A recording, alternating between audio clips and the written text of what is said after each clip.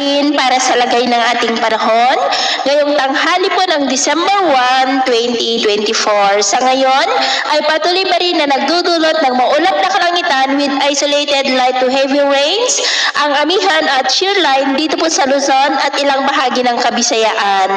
Habang easterlies naman ang hangin na umiihip po sa silangan ng Visayas at Mindanao at sa ating long range forecast, maliban sa posibleng pamumuo ng low pressure area ay wala naman pong bagyo na namamataan na tatawid po dito sa ating kalupaan, posibleng hanggang sa susunod na 2 linggo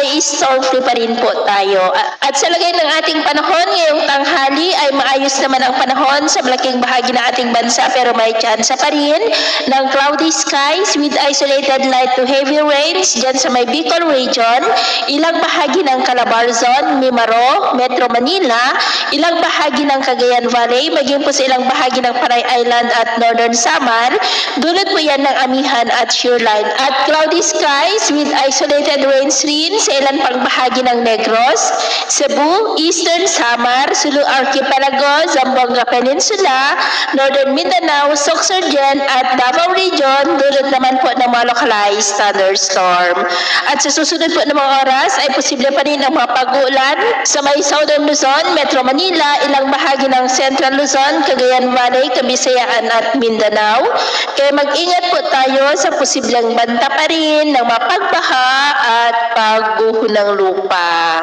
Sa atin naman pong mga baybayin,